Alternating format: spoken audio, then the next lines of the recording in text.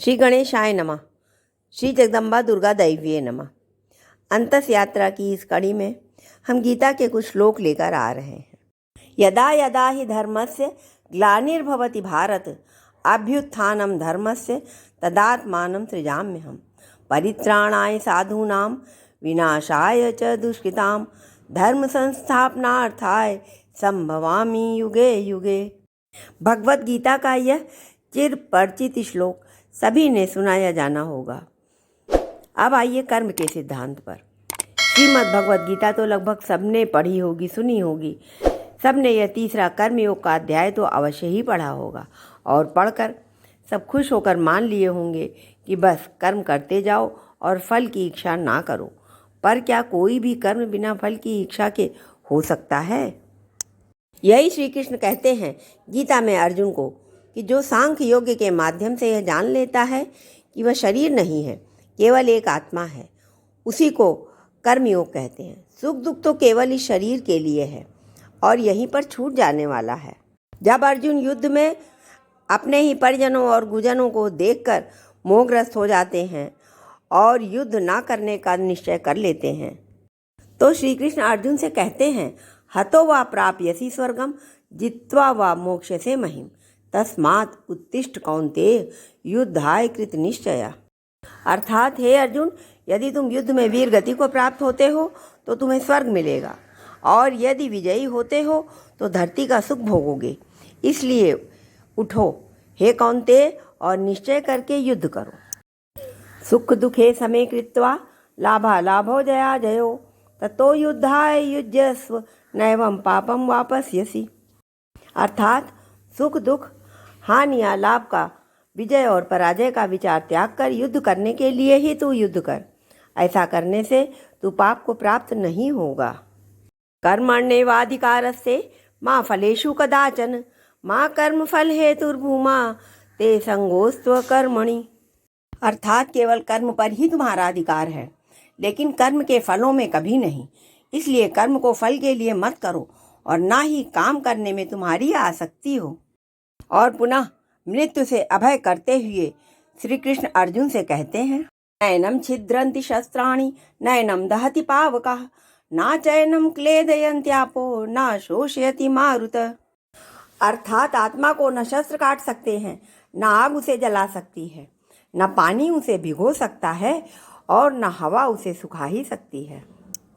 ध्यायतो विषयान् पुंसा संगस्तेषुपजायते संगात् संजायते कामः कामात् क्रोधो विजायते।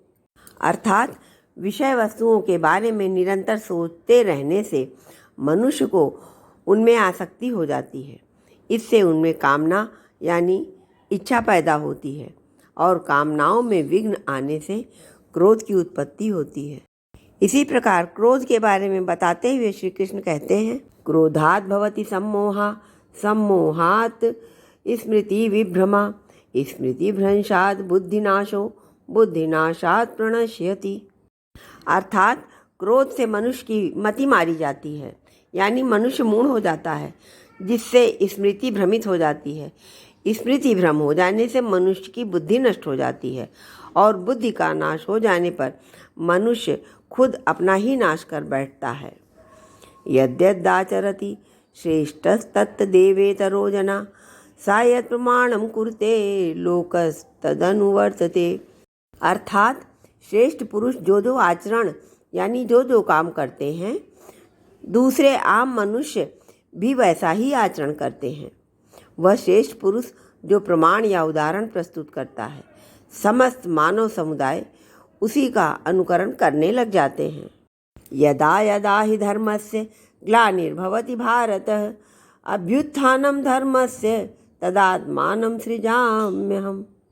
अर्थात हे भारत, जब जब धर्म का लोप होता है और अधर्म में वृद्धि होती है, तब तब मैं धर्म के अभ्युत्थान के लिए स्वयं की रचना करता हूँ, अर्थात अवतार लेता हूँ।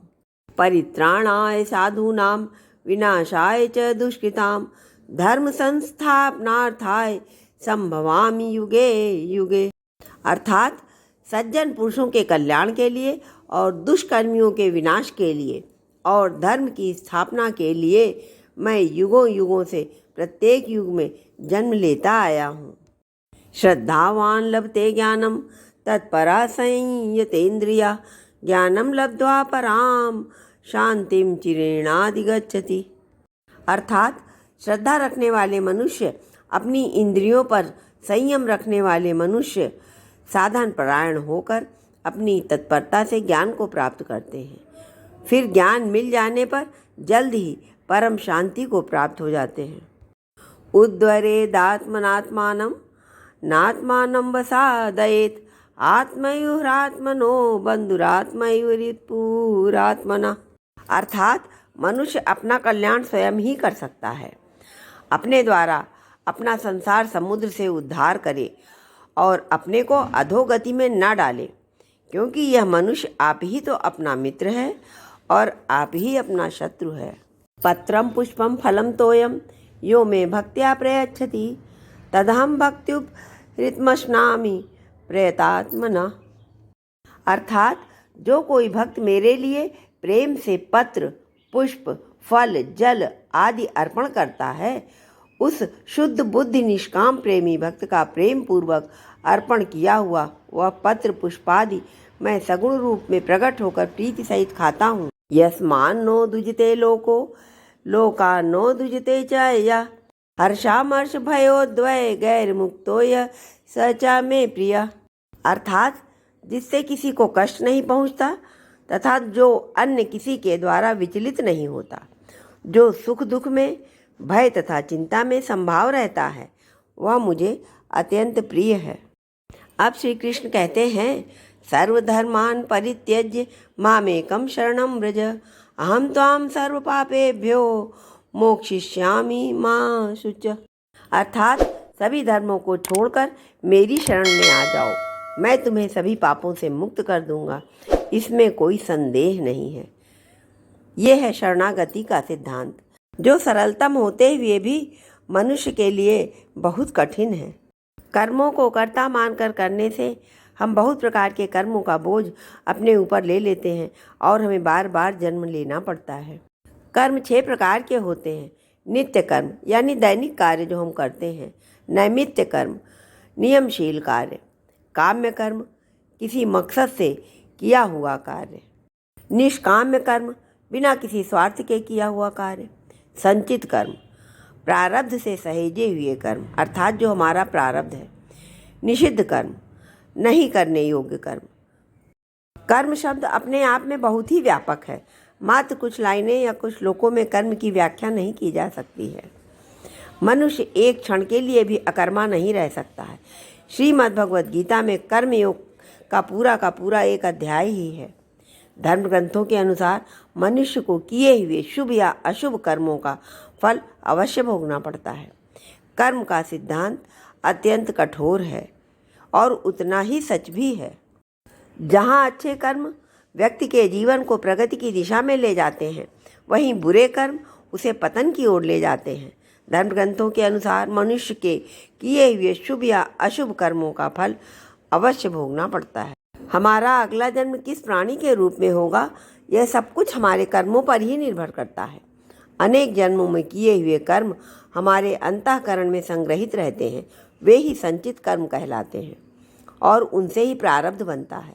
इसलिए भगवान श्री कृष्ण ने गीता में कर्म को प्रधानता देते हुए यहाँ तक स्पष्ट किया है कि व्यक्ति की यात्रा जहाँ से छूटती है, अगले जन्म में वहीं से फिर प्रारंभ होती है।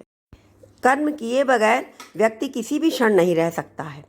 कर्म हमारे अधीन है, उसका फल नहीं। महापुरुष और ज्ञानी जन हमेशा से कहते रहे हैं कि अच्छे कर्मों को करने और बुरे कर्मों का परित्याग करने में ही हमारी भलाई है। यदि हम अपने कर्मों के प्रति आज से ही सजग और सतर्क हो जाते हैं तो शांति, प्रसन्नता, उल्लास यह सब हम पा सकते हैं। सारा खेल कर्मों का ही तो है। हम कर्म अच्छा करते नहीं और फल बहुत अच्छा चाहते हैं। भला ये कैसे संभव हो सकता है? गोस्वामी तुलसीदास जी ने भी मानस में बताया है, कर्म प्रधान विश्व रचि राखा, जो जस करई तो तस फल चाका। अर्थात जो जैसा कर्म करेगा उसको उन्हीं कर्मों के अनुसार फल भी भोगना पड़ेगा। यही संसार का विधान है। इस चौपाई के माध्यम से गोस्वामी श्री तुलसीदास जी ने हम लोगों को भाग्यवादी बनने के बजाय पुरुषार्थ पर भरोसा करने की बात कही है, निरंतर कर्म करने की बात कही है, कर्म नहीं सुकर्म करने की बात कही। कर्म और पुरुषार्थ में अंतर बताने के लिए दैनिक जागरण के ऊर्जा कॉलम में किसी ने बहुत अच्छी लाइनें लिखी थीं, उन्हें मैं यहाँ कहना चाहूँगी। भाग्य के कोष में संचित कर्मों की विपुल पूंजी है, संस्कारों की अकूत राशि है, कर्म बीजों, प्रवृत्तियों एवं प्रारब्ध का अतुलनीय भंडार है, जबकि पुरुषार्थ के पास अपना कहने को केवल एक पल मात्र है, जो अभी होते हुए भी अगले ही पल भाग्य के कोष में जा गिरेगा। इसीलिए तो भाग्य अट्टहास करता है पुरुषार्थ पर। भाग्य की व्यापकता को देखकर सामान्य जन व कभी कभी विद्वत जन भी सहम जाते हैं, परंतु पुरुषार्थ आत्मा की चैतन्य शक्ति है, जबकि भाग्य के कोष में केवल जड़ कर्मों का समुदाय है। और जड़ कर्मों का आकार कितना ही बड़ा क्यों न हो, चेतना की एक नन्ही सी चिंगारी इस पर भारी पड़ती है। यह भौतिक जीवन अंतिम अवस्था नहीं है, यह आगे के दिव्य जीवन की एक कड़ी मात्र है। जय श्री कृष्णा। मेरे अन्य वीडियोस की लिंक डिस्क्रिप्शन बॉक्स में दी हुई है।